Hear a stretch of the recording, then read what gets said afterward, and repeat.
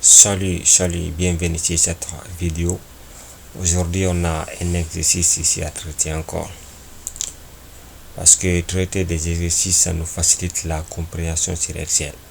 Moi, il y a quelques années, je me demandais comment j'allais comprendre Excel. Mais je me suis mis à traiter des exercices. Et maintenant, j'ai peu du savoir parce que j'ai commencé à faire des projets sur Excel, des bases de données sur Excel. Donc on va essayer de traiter cet exercice ensemble. Mais avant de commencer, si tu n'es pas encore abonné, abonne-toi vite et active la cloche pour ne pas rater les prochaines vidéos. Donc c'est parti. Ici on a un petit tableau sur lequel il y a le numéro de client, prénom et ville, leur ville. Voici la question. On nous demande ici de réaliser une liste déroulante sur le numéro et trouver les formules pour que le prénom et la ville s'affichent automatiquement. Si c'est collé, c'est la question. Attendez, je vais enlever même. Ok. On dit de réaliser une liste déroulante sur le numéro et trouver les formules pour que le prénom et la ville s'affichent automatiquement. Ici, la question, on nous demande de faire une liste déroulante ici. Là où il y a le curseur ici pour le numéro. Et on nous demande de trouver les formules pour que les prénoms et la ville s'affichent ici automatiquement. On va essayer de résoudre ça rapidement.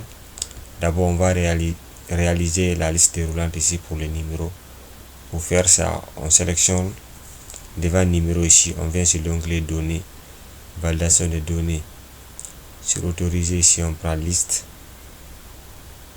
Donc source, on prend l'icône qui est devant ici. On sélectionne les numéros là où se trouvent tous les numéros.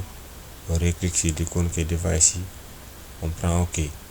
Maintenant, on a réalisé la liste déroulante. On peut ouvrir la liste pour voir tous les 5 numéros qui se trouvent sur notre tableau. Après, on va trouver les formules pour que les prénoms s'affichent ici et que la ville s'affiche ici automatiquement. On va trouver le prénom ici. Sur le prénom ici, on va utiliser la fonction recherche V. Après, pour les villes encore, on va utiliser une autre fonction pour que vous compreniez comment utiliser 2 ou 3 fonctions sur la même feuille. Ici, prénom, on va mettre égal recherche V. La fonction est là. On dit valeur chercher ce numéro ici. Quand on prend numéro, on appuie sur F4 une fois. Point virgule, table matrice. C'est notre tableau qu'on doit sélectionner. Point virgule, numéro index colonne. On veut trouver les prénoms.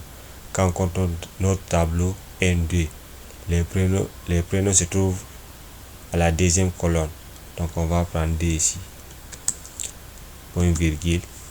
On va prendre faux. On veut trouver correspondant exact. Ferme la parenthèse, entrée. Vous voyez, on dit ici N parce qu'il n'y a rien ici d'abord. Mais quand on sélectionne un exemple, vous voyez, les prénoms sortent ici automatiquement. Quand on change le numéro, quand on prend 3 par exemple, ou bien D, vous voyez, les prénoms changent automatiquement. On va faire de la même chose pour les villes. Mais ici, comme ici on a utilisé la fonction recherche V, ici on va utiliser la fonction recherche. Donc on met égal recherche. Ici encore on dit l'argument. Les deux fonctions, c'est les arguments qui sont différents seulement. Ici on dit valeur cherchée. On prend numéro F4 une fois, c'est presque la même chose. Point virgule, valeur vecteur recherche. Sélection notre tableau. Point virgule. Maintenant vecteur résultat. Ici, comme c'est la ville, on va trouver ici, sélectionner la ville rapidement. On va sélectionner toutes les villes ici. On commence par là, on descend.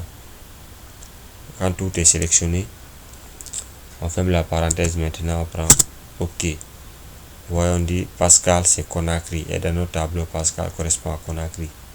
Quand on change le numéro, quand on prend 1, Vous voyez, ça change automatiquement. Léo, c'est Londres. Vous voyez, quand on prend 5, vous voyez, les deux prénoms et villes changent automatiquement. Donc, c'est la fin de cette vidéo. Merci.